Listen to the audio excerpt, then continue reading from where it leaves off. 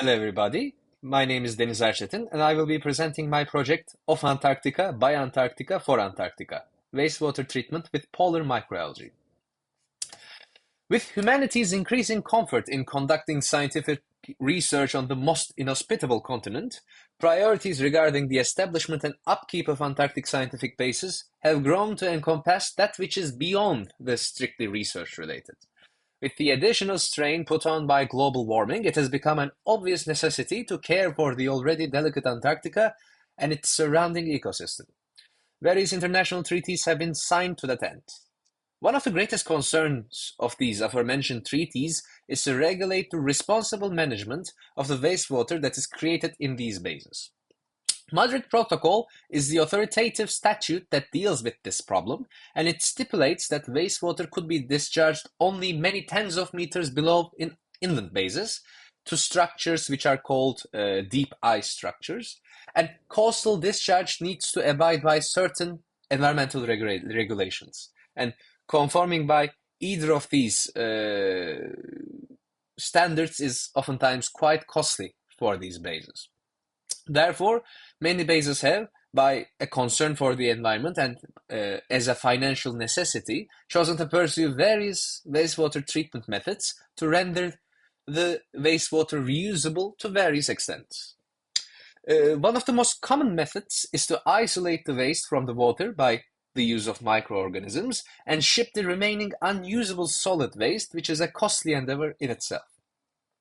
To address this problem of cost, I have explored the possibility of utilizing algal blooms that frequently occur in Antarctica spontaneously as a treatment agent, bypassing the financial burden that is associated with the shipment of the required paraphernalia to the continent and the shipment back to the origin countries of the waste products. And I explored the ways in which the products could be used and utilized.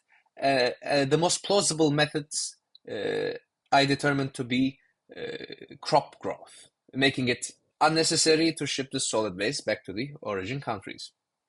The ability of microalgae to decompose human waste has been attested in the scientific literature. However, the possible use of Antarctic microalgae in this regard has not been examined so far.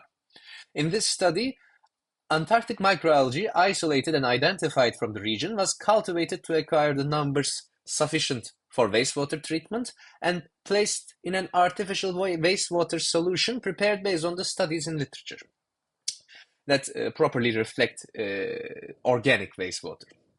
After a period of 8 days, the algal mixture was centrifuged to separate the algal mass from the water to obtain clear water. It was determined that the Antarctic microalgae is just as capable of treating wastewater as its milder climate counterparts at room temperature, and it indicates that polar microalgae could perform even better in Arctic temperatures or temperatures below room temperature in general. Findings from the experiment, buttressed by various other papers, were used to come at the following conclusions in the following ways.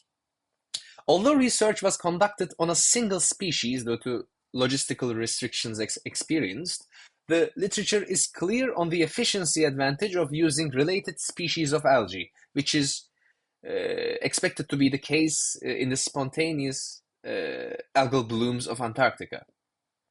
Regardless, this postulation needs to be backed by experimental data. The water was measured to be safe in certain parameters, for example, nitrogen concentration, oxygen levels, pH, and clarity. However, various other tests are needed to be able to recommend the use of the treated water in cases that involve more direct contact with humans, such as in the sinks that people wash their hands or baths. Such tests might include cell toxicity tests or organic matter tests. Furthermore, even though it is certain that microalgae will be able to function as a fertilizer in crop growth, its efficiency needs to be compared with the alternative scenario in which the wastewater is not treated and directly fed to the crops.